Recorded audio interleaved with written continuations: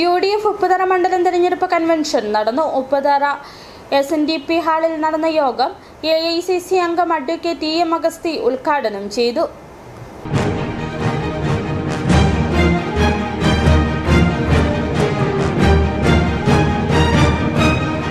സഹകരണ സ്ഥാപനങ്ങളെല്ലാം കൊള്ളയടിക്കപ്പെട്ടു. സമസ്ത മേഖലയും അഴിമതിയിൽ കുളിച്ച ഏകാധിപത്യ ഭരണമാണ് കേരളത്തിൽ നടക്കുന്നതെന്നും സാധാരണക്കാരുടെ പ്രശ്നങ്ങൾക്ക് പരിഹാരമുണ്ടാകണമെങ്കിൽ ഐക്യ ജനാധിപത്യ മുന്നണിയുടെ ഭരണം അധികാരത്തിലെത്തണമെന്നും ഉദ്ഘാടനം നടത്തി സംസാരിച്ച EM അഗസ്തി പറഞ്ഞു.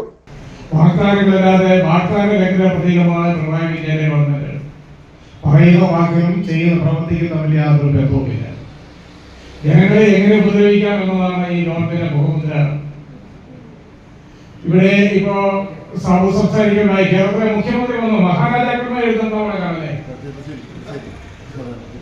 മഹാരാജാവ് എഴുതുന്നതിനകത്ത് അത്രയും വലിയ ബന്ധമൊന്നുമില്ല.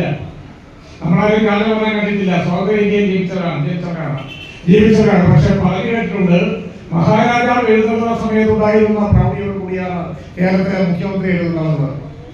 പിരിയാന്ന് മുതൽ കട്ടപ്പന ടൗൺ 500 പോലീസുകാരാണ് മുഖ്യമന്ത്രിക്ക്.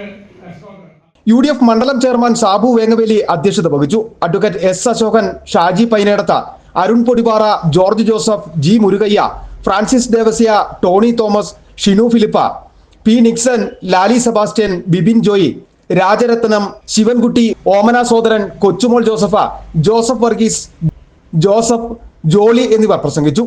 യൂത്ത് കോൺഗ്രസ് മണ്ഡലം പ്രസിഡന്റായി തെരഞ്ഞെടുക്കപ്പെട്ട ബിബിൻ ജോയിക്ക് യോഗത്തിൽ സ്വീകരണം നൽകി.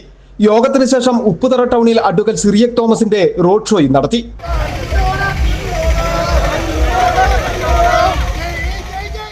City vision Upputhara.